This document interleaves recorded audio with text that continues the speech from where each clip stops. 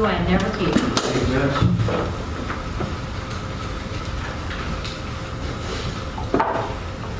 This case is about a mother who refers to her child not by his name, but calls him the child. That child's name is Carter Ambrose, and his mother killed him. Repeatedly called him the child. He didn't have a name, he didn't have an identity when she testified. He was just the child, like an unnecessary piece of chatter or an object that gets thrown in the kitchen junk drawer. I told you from the start, you don't have to choose who did what. They are each party to the crime of each other. They are parties to each other's crimes. And there is no doubt that 2-year-old Carter was murdered. He was murdered by the 2 people who were supposed to care for him. Now, I get 2 opportunities to talk to you. So I get this opportunity, and then the defense is going to get to talk to you, and then I get to come back. But at this point, I kind of want to walk you through the indictment because there's a lot going on, so I want to take it charge by charge. So count 1 is malice murder, all right? Now, the defense pointed out something, I think when talking about malice murder that involved premeditation. Premeditation is not an element of malice murder. Malice can be formed in an instant, a depraved heart. It's an intentional killing of another without justification. And what you had in this case was testimony from the medical examiner who performed the autopsy as well as the former chief medical examiner. Evidence of those injuries of the child, all right, not one bruise, there were multiple injuries to his abdomen. He had hemorrhage in his brain. He had an injury to his groin area, his scrotum, both external and internal. All right? These repeated strikes are malice. That is what malice is. They are repeated, they are intentional, and on a 2-year-old child, they are 100% a depraved heart. This was not an accident. Count 2 is felony murder. It's based on cruelty to children in the 1st degree. So this felony murder doesn't require malice.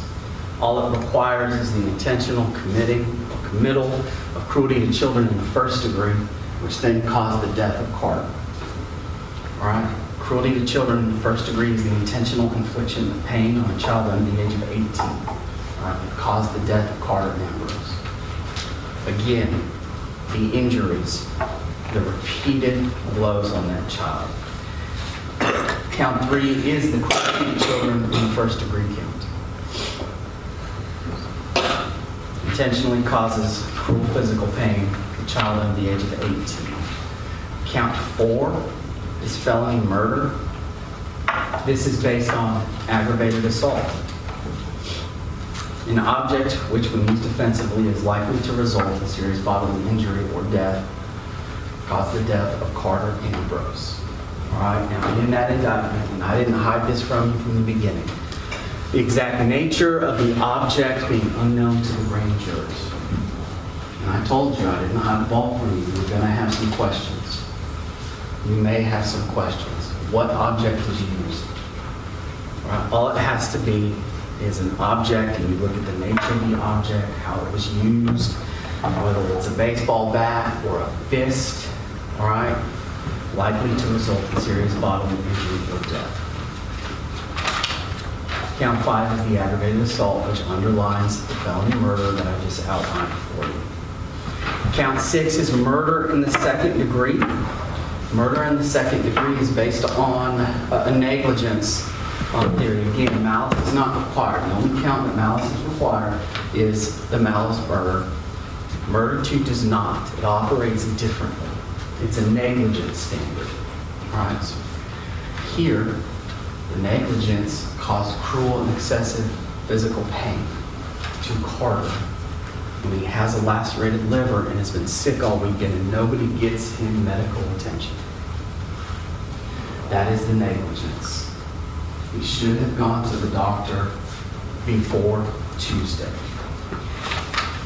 And cruelty to children in the second degree. The criminal negligence, which I'll define for you. A failure to act which shows a willful, wanton, or reckless disregard for the safety of others who might reasonably be expected to be injured by the failure to act.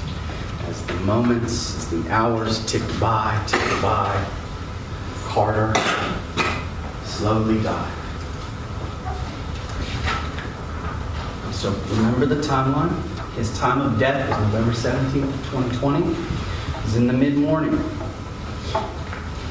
Time of injury was 24 hours before he died. So that was Monday morning. All the way up to 72 hours after that, which was Saturday morning. If you remember the timeline. Sunday was when Carter was not fine. There's a couple other things I want to point out legally for you. One is the statute of limitations. So there's dates in the indictment, and they don't actually mean a whole lot. All the state has to do is prove to you that this crime was committed on a day within the statute of limitations. So it's easy on murder because there isn't one. All right, as it relates to the felonies, so you've got the aggravated assault, cruelty to children, second degree, all right, and a couple of the other ones. It's a 4-year statute of limitations. All right, so this happened November 17th. The indictment was towards the end of 2023. So it was November 17th, 2020. Indictment was in 2023. On my count, we're 3 years, not 4 years. And remember, prosecution doesn't commence at the start of trial. It commences at the time of indictment.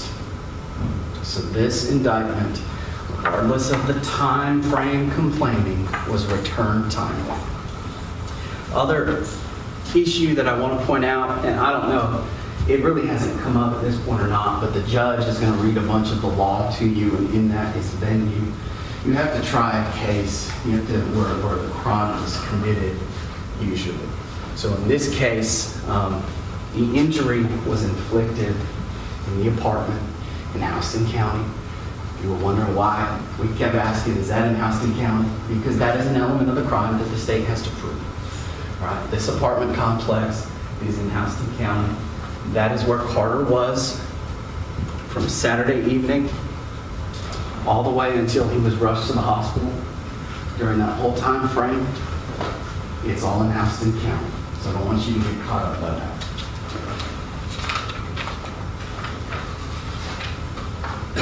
Thursday was the last day Khabib saw his son alive. He was a 2-year-old boy on a bike. Drops him off at daycare, happy and uninjured. You'll never see Carter again, MF. Those were her words. Boy, how true are they? Friday, he's at daycare. He's happy. He doesn't seem injured. He eats his food. He wasn't throwing up. And the defendant picks him up. Saturday takes him to granddad's house. He's happy, playing. He's uninjured. He's not throwing up. And then the defendant has Carter by herself the rest of the day, Saturday, as well as most of the day, Sunday. And during the day, he's fine. She's the only person who has him. Boyfriend comes over. They have dinner. And that's when Carter is complaining of stomach pain at bedtime. And in her first interview with Sergeant Collins, she says that's when he was throwing up. It's not until the second interview that she changes her story. She moves it out to when she didn't have access to him. But that Monday, Carter is sick in bed, early morning hours. She goes to work. Her boyfriend stays home with him all day Monday. Carter's throwing up again. Throws up overnight. He's complaining of stomach pain. And Tuesday morning, is when he's rushed to primary pediatrics. She drives out of her apartment complex within yards of the doctor's office and continues on her day, leaving Kianna to deal with her dying child. Again, you don't have to decide who did it. You don't have to pick one or the other. It's not all or nothing.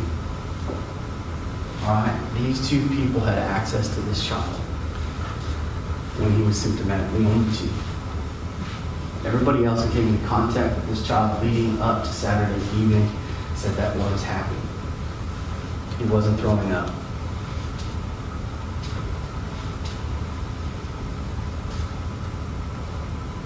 Carter never said, never told the defendant that Kianna did it. He would run to me and point and tell me who hit him. He didn't do that. He didn't do that. And she doesn't know what's going on. They know nothing about anything.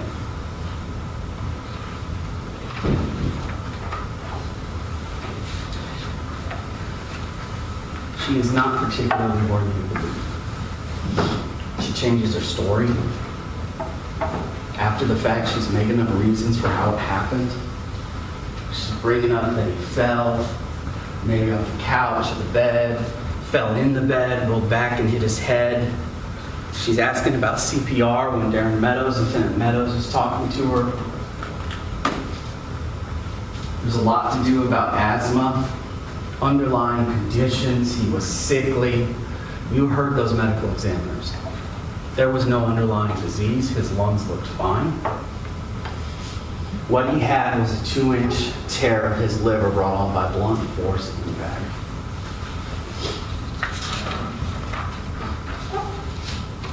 And to claim that she doesn't know. I call 30 million times a day. I FaceTime. I always check in when someone else has my child. And she's right there. She's right there. The time frame for the injury when it was inflicted, right, is the closest to the time of death is Monday morning. So if you go back, she's the one who was right there with him the whole time. And according to her, she watches him like a hawk. I mean, she calls him a crybaby. He's dramatic. What a way to talk about your son. Whose autopsy photos have just been shown to the world.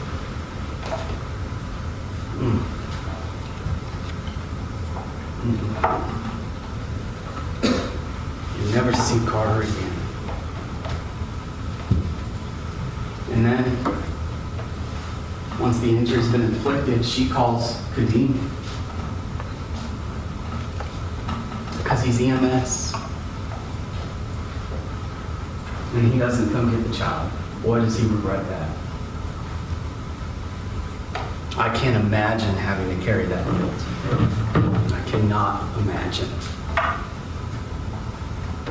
So she leaves him with Kianna, because she's a single mother. What else am I supposed to do?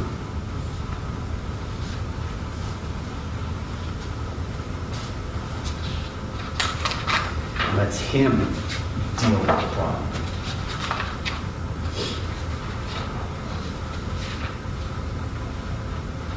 She left him hold the bag, but then doesn't blame him, which is a bit odd. Rather, according to Kadeem, the man that she wanted to take the child because he was sick, wanted Carter to go with him, when he discusses with her the autopsy report and the injuries of the child, and if he finds out Kianna did something, he doesn't know what he'll do, she gets mad at him. She gets mad at a father grieving the death of his son for having the audacity to suggest that Kianna did this. Now, I think I brought it up in my opening originally, and that is reasonable doubt. You're going to hear beyond a reasonable doubt. The judge is going to instruct you on that. I spoke about it with y'all a little bit on Monday in my opening statement. And I like to think of it as pieces to the puzzle. Yes, this is a circumstantial case. I told you from the beginning we didn't have an eyewitness. There's no CSI Miami, 1 hour, DNA, solve the crime, let's go home. It's all circumstantial, but there are plenty of pieces to this puzzle. First one is that the defendant and her boyfriend are the only ones with custody even at the outset of the symptoms. She changes her story. Her second interview, she tries to point her story away from herself. She doesn't go as far as to blame Keon, but she starts to build her own timeline. She's never blamed Keon. She's even defended him. She calls him 30 million times a day. And let's not ignore the fact that this is a substantial injury. This is a 2-year-old boy with a lacerated liver, a 2-inch laceration. But that's not the only injury he has. He has multiple injuries, including to his groin area, his scrotum. And he's a crybaby. He cries over everything. That's what the defendant says. You're not going to sit here and expect me to believe that this child was not in serious pain. The 2-inch laceration of the liver, and that it was just a minor tummy ache. There's no chance of that. You're not going to tell me this child wasn't in fetal position, holding that stomach, rocking back and forth with a lacerated liver.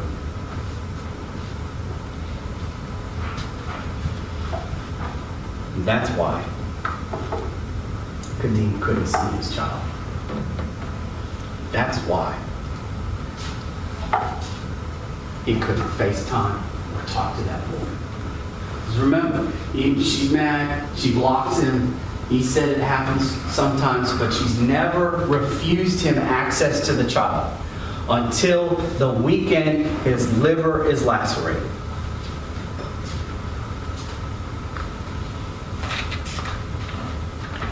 I have serious questions as to whether or not providing the child, letting Carter go with his father or leaving him home with Keon was not a setup to point this somewhere else. She tells others it's because Carter fell. And she doesn't tell the police that, but she tells Big Girl knows that. She tells Gazette that. Building this story, how could this have happened? And then she bragged about the investigator, which is kind of an odd thing to do. And then when she testified, she couldn't even say Carter's name. Now this isn't the only time I'm going to speak to you. I'm going to speak to you again. I'll have more to say. But this is not an accident. This is cold-blooded hate, murder, malice, depravity. No child should die like this. Thank you. Mr. Crew, there with you. Thank you, Your Honor. May it please the court. Mr. Dwayne, Mr. Holland. Ladies and gentlemen of the jury, good afternoon. Once again, I'm Jeff Crew here representing Ms. Davis in this matter. I'm not going to whisper to you. I may do a little shouting.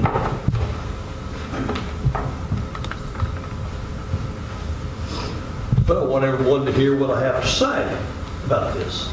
Okay? First of all, Ms. Davis thanks you for your service.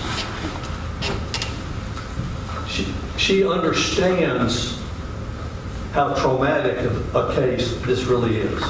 And it is. It's a sad case, as you'll ever want to hear.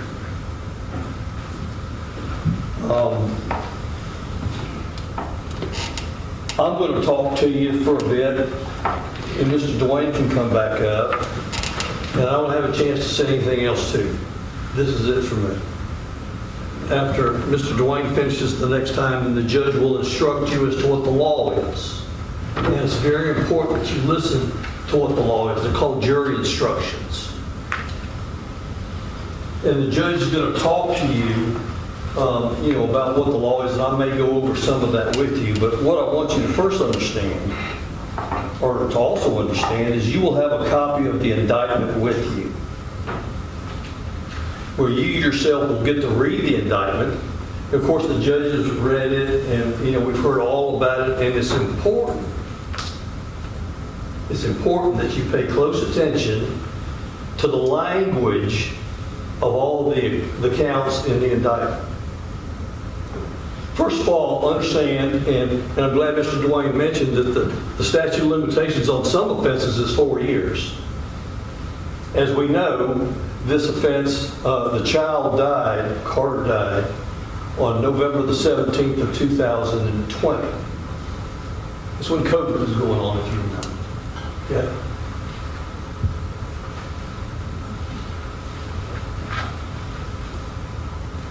This case was indicted by the Houston County Grand Jury on October the 18th of 2023, almost 3 years later. And of course, the state will say, we returned this indictment, it was returned within 4 years. Okay? But think about it. 3 years later, here we are, July of 2026, the case is finally going to trial. And you have to think why. Okay? Of course, the state can get up and argue that they did everything they're supposed to do, and the fact that the sheriff's department did their thing, and then it was submitted to us, and it was the grand jury that didn't return the indictment until October of 2023. But in any event, timelines are always important in everything in life, okay? In everything we do. And like I say, you need to be mindful of the fact that here we are, some 6 years later, after the child has died, that this case is going to trial. Okay? Now,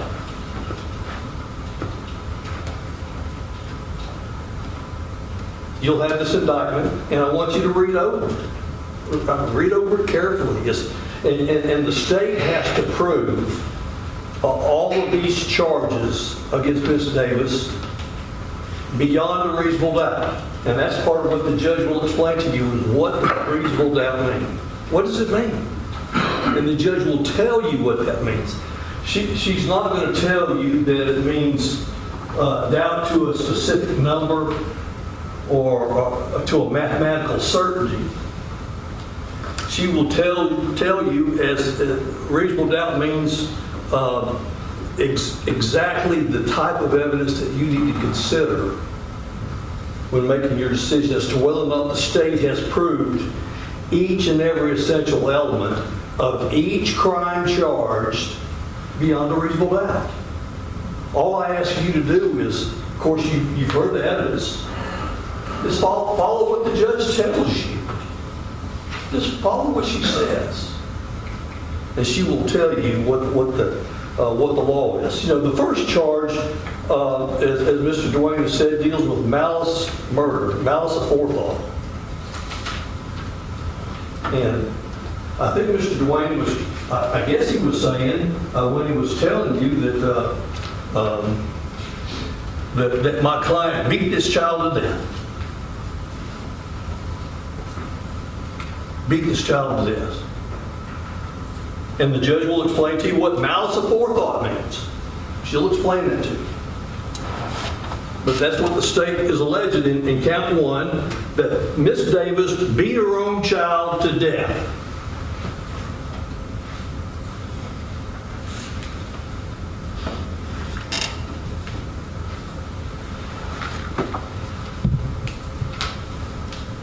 And of course, the state has said that they don't have any eyewitnesses or any factual evidence or direct evidence of that nature, that it's all circumstantial. And the judge will tell you the difference between direct and circumstantial evidence and what can be used. We understand that. But the burden is on the government to prove the charges as to malice murder. Malice murder is in our way of doing business in the state, that's the most serious offense that the state can charge somebody with. For beating someone to death.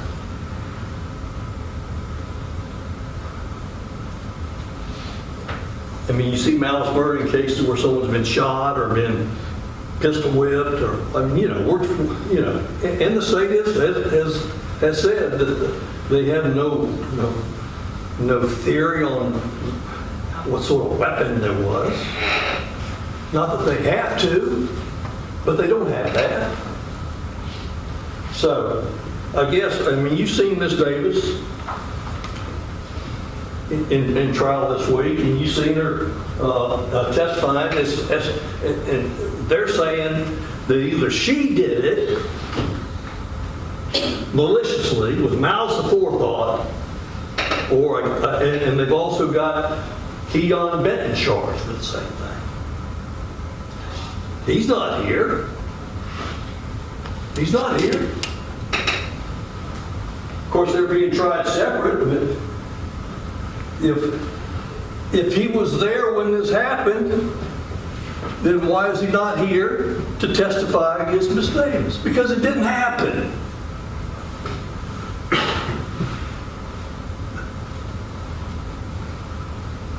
Malice murder. The most serious of any murder that there could be in our state. You know, the other charges, 2 and 3, felony murder with the separate predicate offense being cruelty to children in the first degree. Then count 4, felony murder, the predicate offense being count 5, aggravated assault. And of course, the indictment here says in felony murder that the child was beaten with an object, the exact nature of which is unknown to the grand jury, caused cruel physical pain, that being a lacerated liver to the victim. Well, circumstantial evidence is what they've established. And circumstantial can be okay. Not in this case.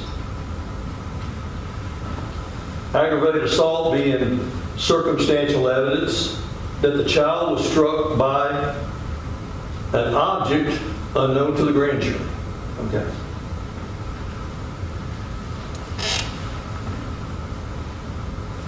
See, you sort of need to break down you either have a malice murder, you have a felony murder with these underlying predicate offenses, or you have what's in 5 and 6, which is an unusual charge in our state, but it's a valid charge of murder in the second degree.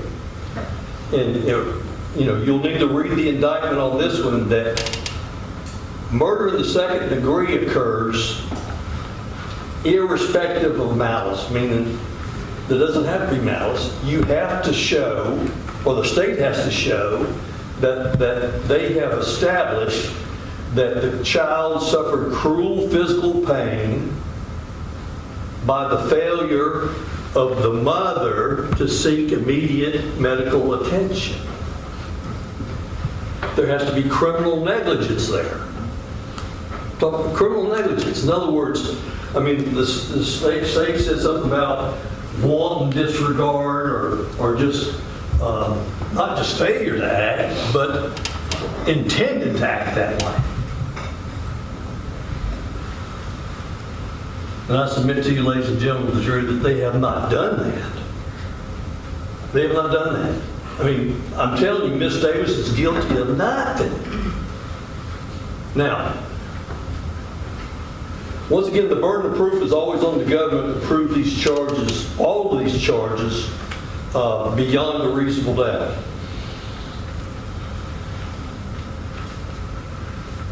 I'm not going to, and I don't know what Mr. Dwayne's going to do because he goes after me. It's the way this works. But you heard the evidence in this case. And as things go, a case of 3 days in a murder case is not that long. But still what's important is what you gathered or what you gleaned from the witness stand. Okay? You heard Well, let me mention this. Timelines are important, as I mentioned before. Miss Davis and Mr. Ambrose together conceived this child, and this child was born, as we talked about, on January the 14th of 2018. So 9 months prior to the child being born, Miss Davis became pregnant with Mr. Ambrose's child. Okay? And during that time, they moved in together in an apartment over at Sandpiper Apartments in Warner Robins. Okay? Mr. Ambrose was working at the fire department as a firefighter and EMS. I mean, he was doing that. And you heard Miss Davis testify that she was, she was taking classes, and she had worked some at FedEx and then worked at a place in Macon, a dermatology place.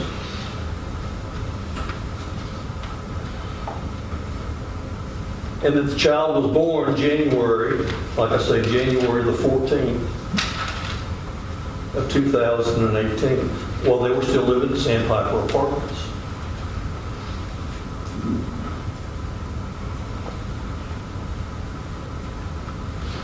That they continued to live there, and you heard the testimony from Ms. Davis that, I don't think I'm being derogatory by saying that the child was somewhat sickly.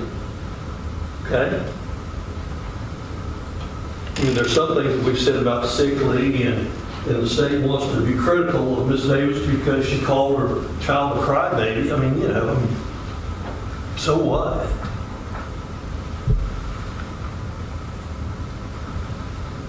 So anyways, the child was born January of 2018. The relationship between Miss Davis and Mr. Ambrose continued on until March or so of 2020, when it just ended. And by then they were living over there at Lakeview Road Apartments, whatever the name of those apartments are. But it's important to note that these apartments are right next door to this pediatric place. And you heard Ms. Davis testify that that's one of the reasons why she moved over there, so she would be near where her doctors were for the child. And you'll have, and the state put into evidence, and you'll get these. The State's Exhibit 1, more than 40 pages of documents from when Carter, whenever Carter started going over there to the pediatric place. And y'all can look at it yourself. The state put it in there for you to look at.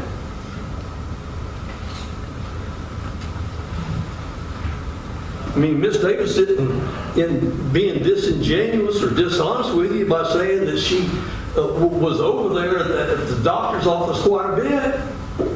She was concerned about her child. Okay? I mean, all these instances of her taking the child to the doctor. And the state wants to come here and say that she's wanton and willfully disregarded the life of her child. That doesn't make any sense, folks. Doesn't make any sense at all.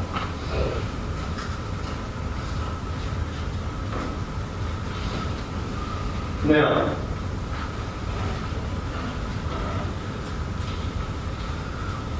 one thing that is important to understand too is that Miss Davis is raising this child as a single mother. You've heard some testimony that, for the most part, her and the father, Mr. Ambrose, got along okay, and they agreed on an amount of child support to be paid, and that he was paying it. And then at some point in time, the decision was made October or so, right, a month or so before the child died, that maybe he needed to be under a child support order. I mean, that's just, a lot of times the state will want to bring up things sort of like a red herring or a smoke screen or something to try to take your eye off the prize. Okay?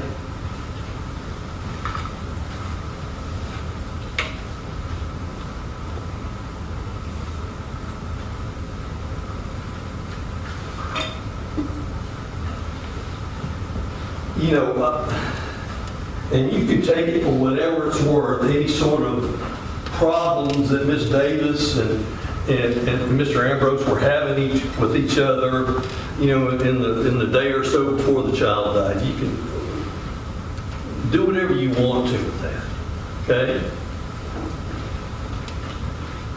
I mean,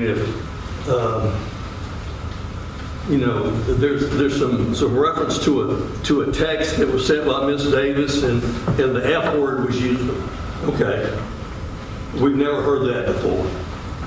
Okay.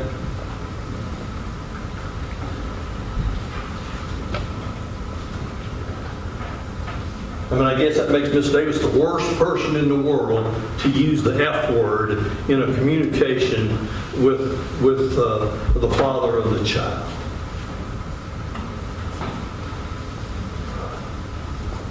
Making a mountain out of a molehill. So I think the evidence was that, I'm not going to go back through all the days before the child passed. Y'all heard all that. And we didn't go when Ms. Davis testified today because the state put up the video interviews that she had with Sergeant Collins on the day after the child passed, and then about 2 or 3 weeks later. Okay? Y'all got to hear all that. I mean, that's as raw emotion as you can get. Okay?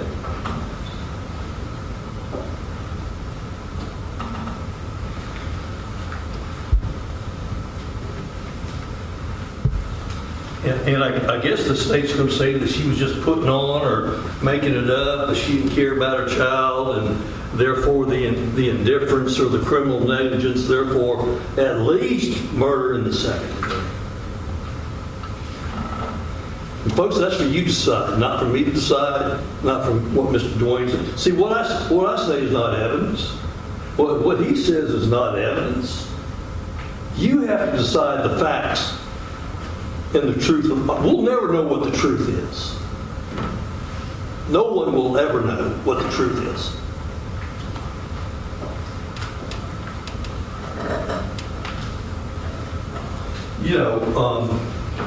Other things that you need to be mindful of too, and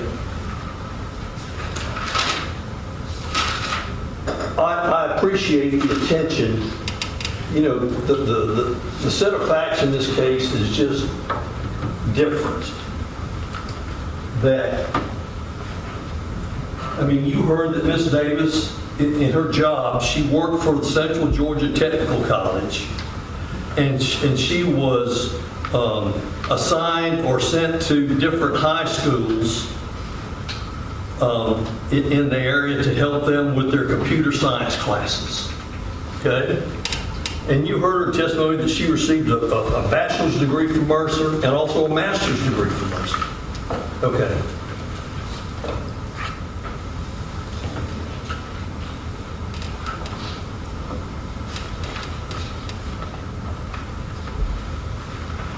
And the way that the facts happened in this case, that she had gone to work up in Jones County or in Milledgeville on that particular ill-fated Tuesday. And that she had been trying to get in touch with Mr. Benton. Finally got in touch with him and they FaceTimed each other. You've heard all that. There's no sense in me going back over it. And so Mr. Benton put the child in the car and drove 2 or 3 minutes to the pediatric place for an emergency like this. And then basically the whole time Miss Davis was on the phone with Mr. Benton, and she even heard some of the conversation when she got into the pediatric place. I don't know if it was Miss Sledge or Miss Baker or Miss Gaddy, whoever it was, that Miss Davis recognized that there was a problem and she had to get back. Okay? And I'm grateful that all of the folks from, or those folks from the primary pediatrics came and testified and told you what they heard or what they knew. I appreciate that. And apparently they did what they could to try to save the child's life. Okay? But at some point in time, the doctors there, Dr. Ford or whoever, recognized that they wouldn't be able to, that they needed to get someone else that called 911 and get someone, and you heard the rest of it. Okay?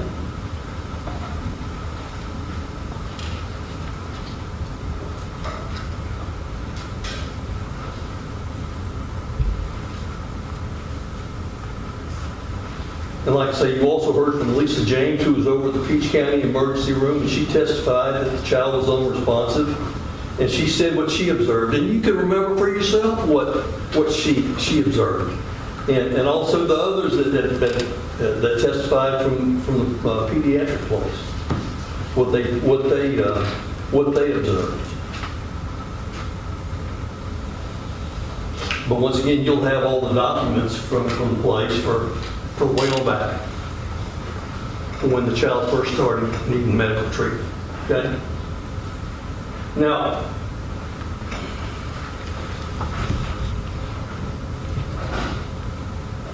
what's important to note is that,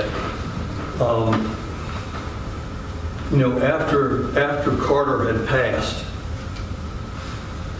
and Miss Davis and Mr. Benton went back to the apartment, Officer Wartell from the Warner Robins Police Department was there. And you heard their conversation. Once again, their conversation with Miss Davis and also with Mr. Benton was important for you to see.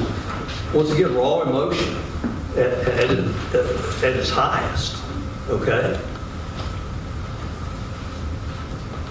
And we're grateful to Officer Wartell for being there to offer the comfort that he did. That's important to know. Trust me, it's important to know. And they were waiting, Miss Davis was waiting on Sergeant Collins to come back so he could search the place. And if you remember, he hand wrote or prepared a consent form where Miss Davis consented to let him, Sergeant Collins, with the Sheriff's Department, go in and search and look at everything in the apartment without any restrictions or just go in there and do it. Okay? You heard the testimony from Officer Herrera or Investigator Herrera, and you'll have with you State's Exhibits 15 through 61, I believe. All these photographs that we looked at the other day. And you'll have them back there to look at. Okay? All right? And you saw where there were certain places where it looked like, excuse me, that the child had either thrown up or vomited or spilled some of his orange juice or whatever it was. You'll have all those pictures. And you heard Investigator Herrera testify that he took samples from the carpet, cut out samples from the carpet or from the bed or from the pillow. Have any of them been shown to you afterwards?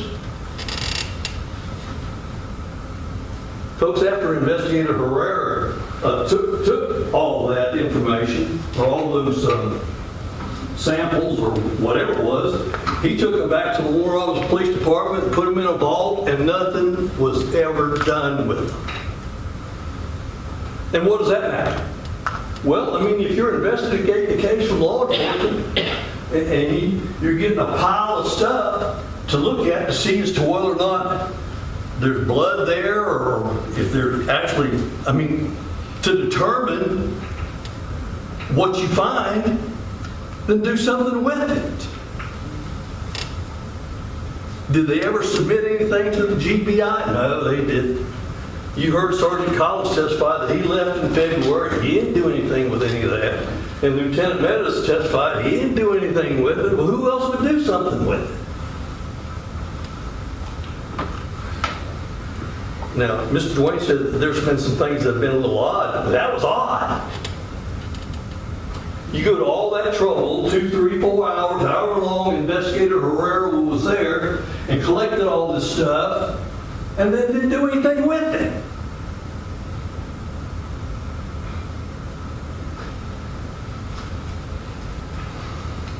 That proves nothing. Nothing.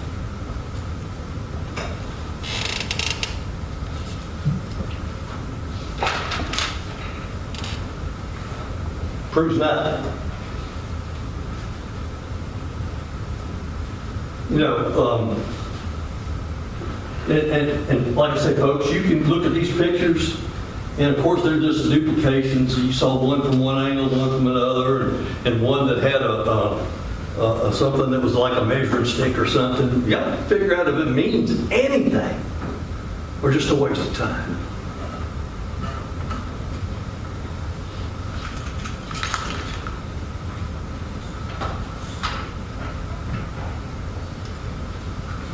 You know, once again, this child passed away on November the 17th of 2020, and within a day or two, Dr.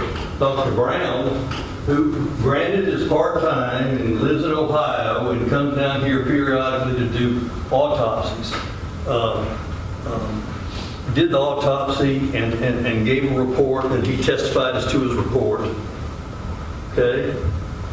And that Dr. Eisenstadt, who was his superior person there in that department, I guess he was called upon because there was such a delay in the report being completed that he got involved, and you heard all about the Zoom meeting that Dr. Eisenstadt and the other doctors and the DA's office and the sheriff's department all had, and came up to the conclusion that this is a homicide. And that report was issued 10, 11 months later. Okay? All the while, the testimony from Ms. Davis was she was calling the sheriff's department trying to find out what was going on with the death of her child. Nothing, crickets. That's what she got, crickets. And you know, at some point in time, the doctor finished the autopsy report after there had been peer review by Dr. Eisenstadt, and within a couple of days they finished the report, and then 6 weeks or so later they sent it to the sheriff's office, and by that time Lieutenant Meadows had the file and was working on it. Okay? So, I mean, really nothing else was being done on it, and Lieutenant Meadows calls Miss Davis. She's up in Gwinnett County teaching school up there, Peachtree Ridge High School, and said, "Can you come down here? We've got some other information to give you." And of course they go over all that, and you saw the video. And of course Miss Davis, questioning what happened to her son, asked for a copy of that. Did Lieutenant Meadows give her? No. What's he hiding? Give it to her. I mean, what's wrong with taking the report, putting it in a Xerox machine, and giving it to Miss Davis? And then you heard the statement that Lieutenant Meadows said that I'm not going to give it to you. And I don't know if we're even going to give it to your lawyer. And of course, the state can speak to that, but you can remember what you heard. You know, what are they hiding? Why is it taking so long? So anyways, there that is. When Lieutenant Meadows had his conversation with Miss Davis, it's December of 2021.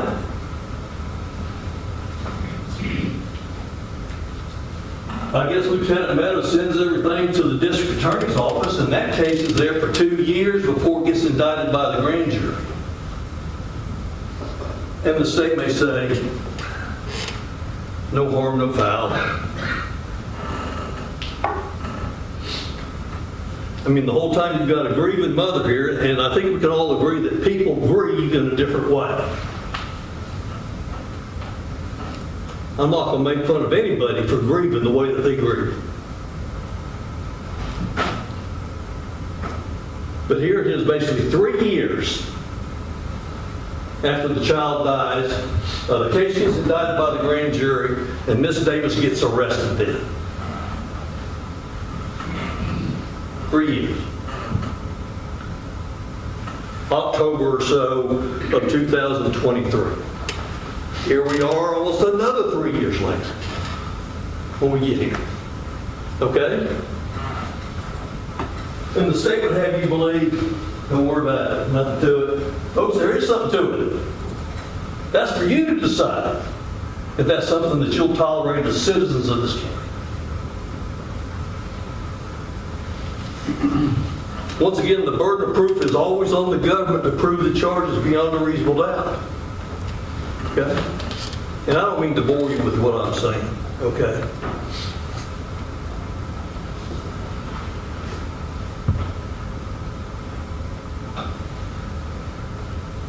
You know, there's the way that I was raised, if there are flies on something, then there's a problem. Okay? And there's flies all over this. You know, and of course, the state, and I appreciate Mr. Ambrose being here, and I can appreciate, you know, I think the state was concerned. That's why they brought Ms. Tharp in, who babysat the child, saying that there's nothing that happened to the child, and they wanted to.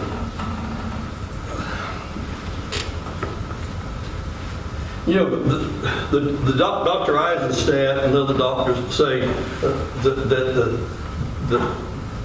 the death occurred within 24 to 72 hours of the attack or the beating of the child. How do we know?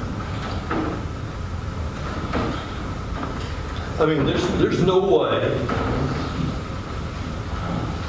as a lawyer, that I can match medical wits, if you would, or medical knowledge with the doctor, the pathologist who did the autopsy, and then the one who was his supervisor that approved it.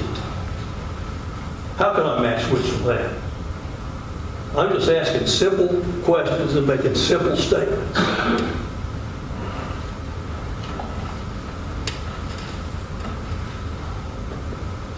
But the state, in trying to prove their case, has to always try to put a wedge. You know, that's why they brought Ms. Tharp in.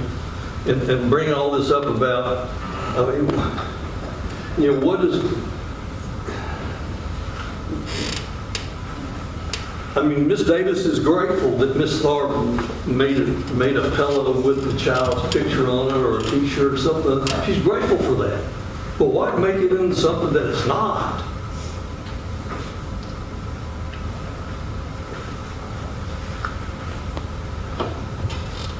Folks, we will never, ever know what happened. We'll never know. And I'm almost through. Let me just say this. Of course, Mr. Kennedy came in. That's Miss Davis's grandfather. Nice old guy. Nice old guy. And Miss Davis lives with him. He's taken her in.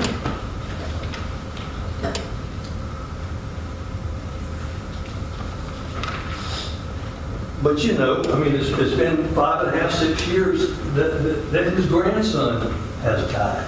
He doesn't remember everything. I mean, folks, he's a nice guy. I mean, but I'm glad he was here.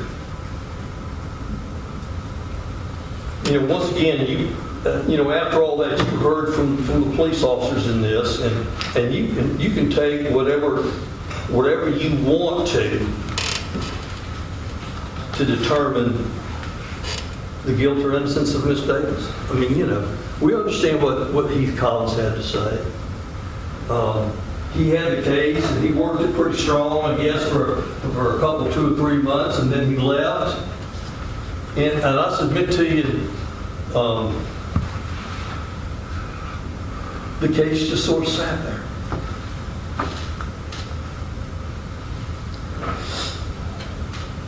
There was some talk about, from Dr. Eisenstadt or the other doctor, that Dr. Brown that did the autopsy, about whether or not it was homicide. But the word homicide kept coming up, but also the word undetermined kept coming up. If they had decided that it was a homicide a month or so after the child died, and they got the reports back on toxicology and these other reports that you heard mentioned from the GBI, why didn't they do something then?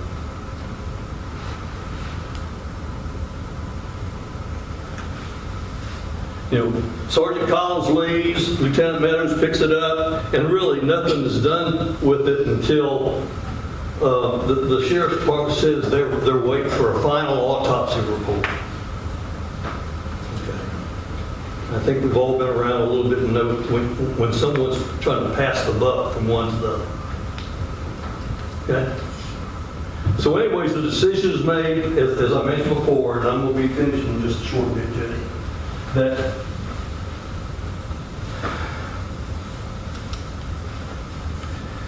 Lieutenant Meadows gets Miss Davis in her office in December of 2021, and at that time he determines that she's a suspect.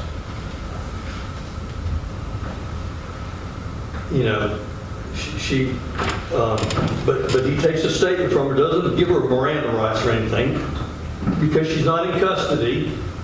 That's the golden ticket there. She's not in custody. But that she's a suspect in his mind, but he just goes ahead and tries to clean up some questions that he may have from the previous interviews that she had with Sergeant Collins. And then for another almost 2 years, nothing else is done on it. The whole while Miss Davis is up in Gwinnett County teaching school at Peachtree High School, and then she mentioned the other school that she helped open up, a brand new school up in Gwinnett County with computer science. Okay? And then at the point in time where they arrest her, I mean, she's out of work. I mean, she can't. I mean, once she's charged with this, I mean, she's out of work.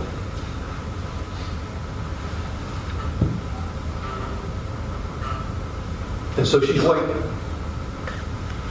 And she appreciates your patience in being here.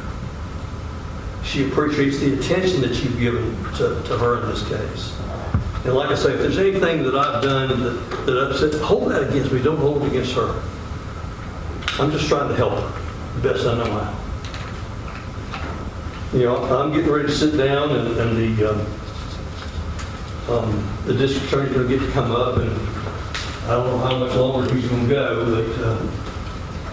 but you'll have all these photographs, all these documents, and you have to decide for yourself as to whether or not the state of Georgia has met its burden in proving these charges against my client, all these charges, beyond a reasonable doubt.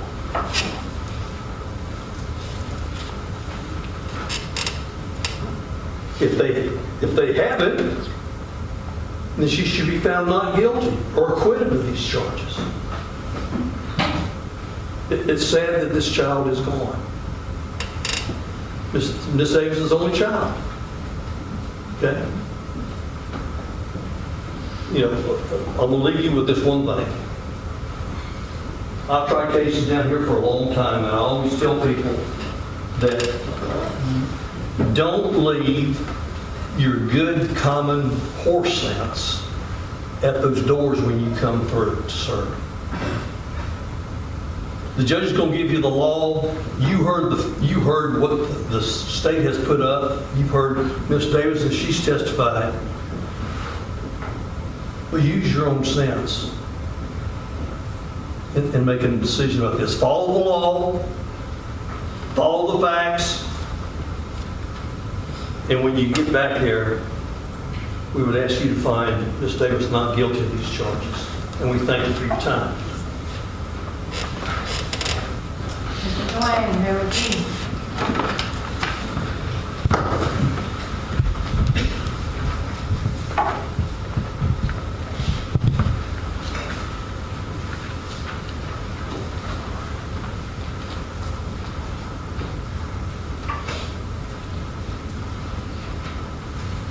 Stop emailing me when you can't get or talk to Carter. Leave me the F alone, and that's the last time I'm gonna tell you. Never to talk to his child again. We'll never know what happened.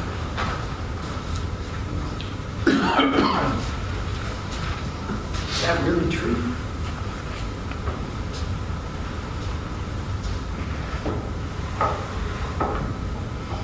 Quarter-inch rectangular red abrasion on the right external nair.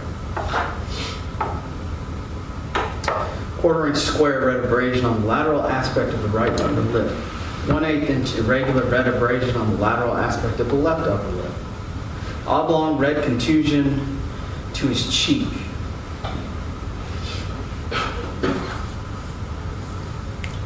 Red contusion on the right chest adjacent to the sternum. 1-inch round red contusion on the midline upper abdomen along the costal margin of the ribs. 3/4 inch round red contusion on the right upper abdomen along the costal margin. Another separate distinct injury along where the page ends. Blue-green discoloration on the midline abdomen. Red contusion on the abdomen overlying the umbilicus. 1/4 inch round squared red abrasions on the underside of the scrotum. Red abrasions on the right mid-abdomen. Internal hemorrhages reflected on the scalp. Right posterior parietal. And then another one. Multiple. Interior abdominal wall muscles, adipose tissue, and mesentery. Extensive hemorrhage. 2 1/2 inch gaping laceration of the liver, the attachment of falciform ligament. Blood in the abdominal cavity. Pancreas hemorrhage. Testicle and cord hemorrhage.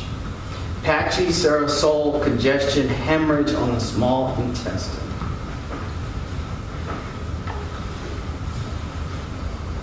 But we'll never know.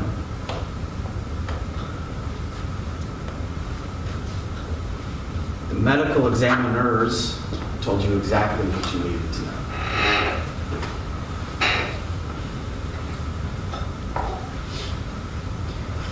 And Mr. Groove is absolutely right. You don't leave your common sense at the door. It stays with you. And common sense is that Kianna denies doing it herself, but she doesn't blame Kianna. She defended him. And those are the only two people who had access to this child when the trained expert medical chief examiner tells you that this injury could have occurred. And her original statement that he had growing up on Sunday night, not Monday, not a convenient change in her story to Monday when Kianna was home with him, but Sunday. It was her or Kianna who had access to him. Common sense. It was either one or the other or both. And her testimony was really telling. Her evasiveness, confrontational, the fact that she wouldn't even say her own child's name. This poor mother who's lost her only child, and she can't say his name in front of you.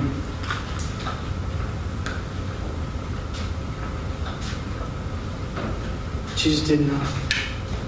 She's just oblivious. She had no idea. She didn't think anything was wrong. But yet, she claims that she moved to those apartments to be closer to the doctor because he has asthma and allergies, like a whole lot of other kids do. And that she's always paying attention when something's wrong.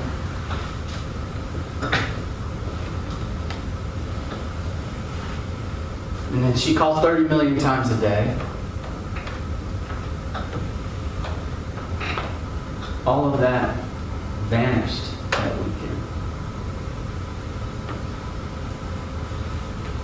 And that's exactly why she wouldn't let Kadeem see her son, his son, their son.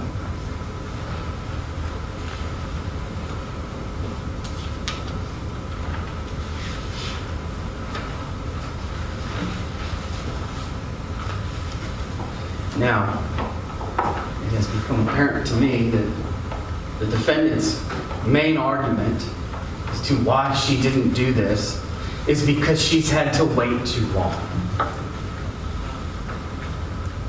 That's the only consistent argument that has been made. Not about the facts as to what happened to that child. There's just been argument after argument about how long it's taken the state to get this to trial without offering any real context to it, without offering any reasons why, if there were any other issues that came up beyond the state's control. Doesn't bother bringing anything like that up. But justice has no expiration date. Carter's life had the expiration date. But this trial does not. You want a smoke screen? There it is. That's their smoke screen. Be mad at the state.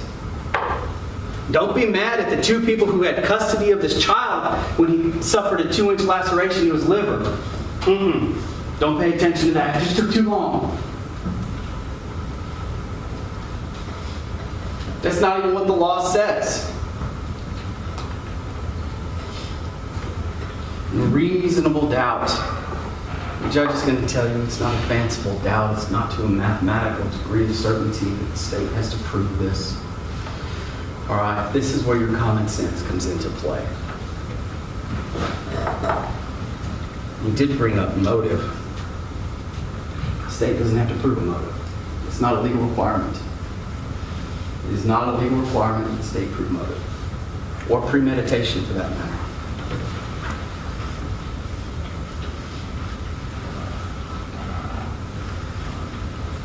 And then they bring up the fact that Keon Benton isn't here. Well, I'm not the only person in this room with subpoena power. With the power to compel someone else to come in. So do they.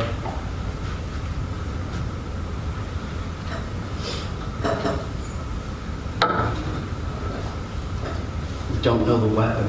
Yeah, I mean, I thought that was pretty evident from the moment y'all were sitting out there when the judge read the indictment to you. That's no secret. What we have is hemorrhaging on the head. We have multiple blunt force impact injuries to the abdomen. It could be anything. It could be anything. You don't even have to pick what it is. Hands are the most obvious, but you don't even have to make that decision. All it has to be is an object, the nature of which. And the nature of those injuries is clear that a hand or other object was used to inflict them.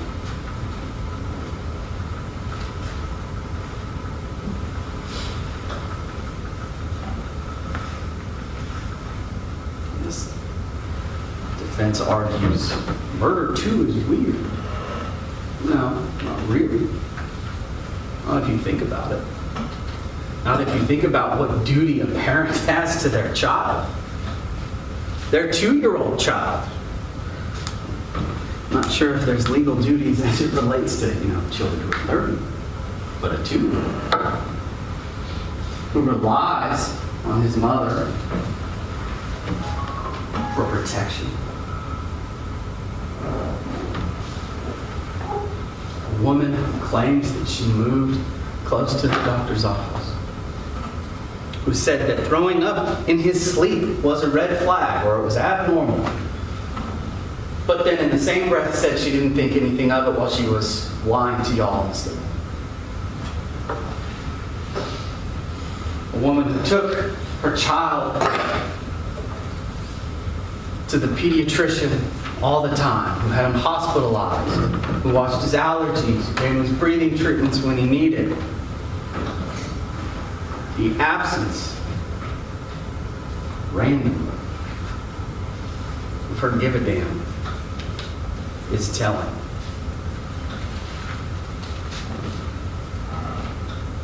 Yes, when your 2-year-old child is in that much pain, you have a responsibility to seek medical care. And she did not do that. Reckless disregard for how the pain that he was experiencing may affect him. And we know waiting hurt.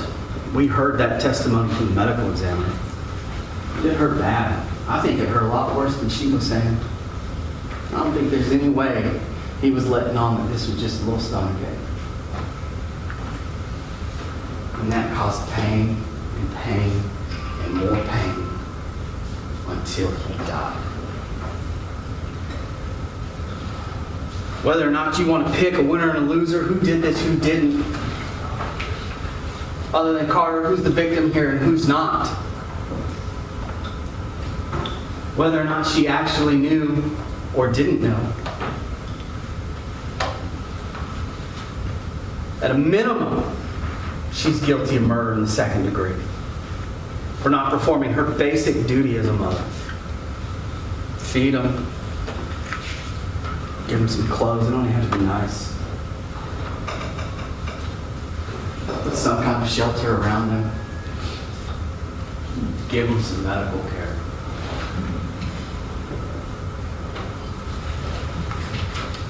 She couldn't even meet that burden.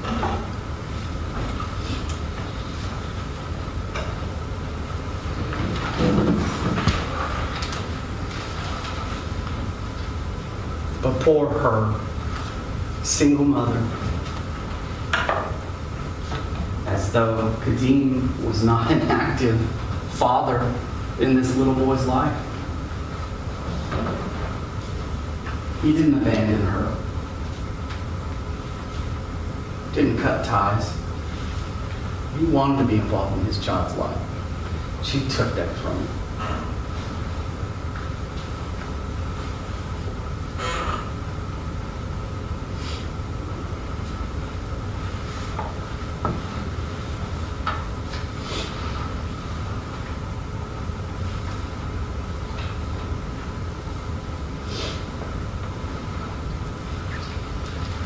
She testified.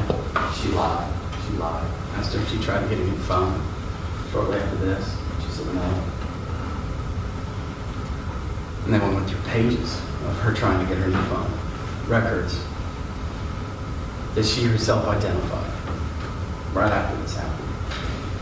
Multiple pages. Why suddenly do we need a new phone?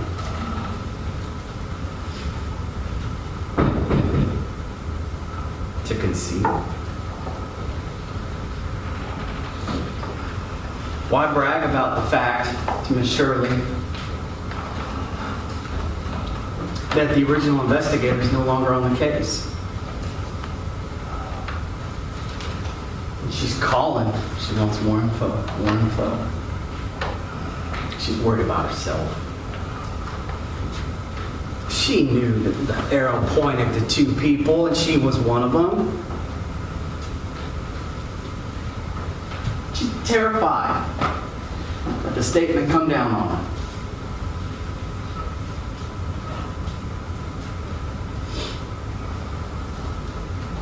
And then she testifies that if you call the pediatrician's office, you can't get an appointment the same day. That a pediatrician would never have the time. As though a pediatrician would never anticipate the fact that younger kids often get sick. Simple illnesses, but they can't just be seen. Oh, I gotta wait. I gotta wait. I can't get an appointment. Never mind the fact that she's a regular. Never mind the fact that she carried on and on and on about how awful it must be for them when she's on a body cam with Officer White's out.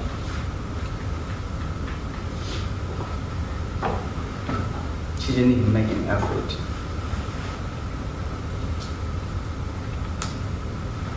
Now they make an issue of the samples in the floor. They didn't send anything to GBI. Well, Carter's body went to GBI along with that liver, along with those bruises, those hemorrhages. And what is interesting is that all of a sudden here, well, we don't know if he was throwing up or not. When she herself tells law enforcement in one of her interviews, yeah, I figured out he was throwing up. And now she wants to change her story on that. Every little thing she wants to change. She wants to fight.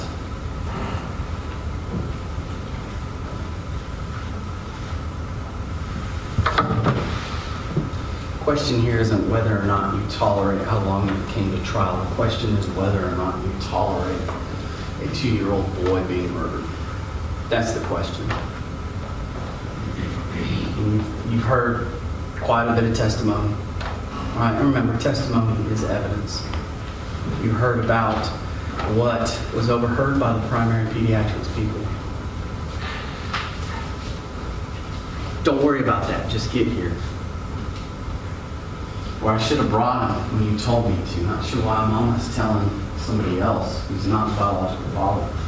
If she's there, like she said she was. Another man who she broke up with shortly after this, she didn't want to answer that question. She didn't want to answer anything. In fact, when I said nothing further, Your Honor, she went, thank you.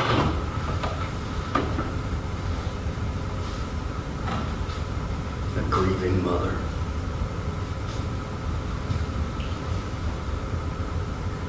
Common sense here.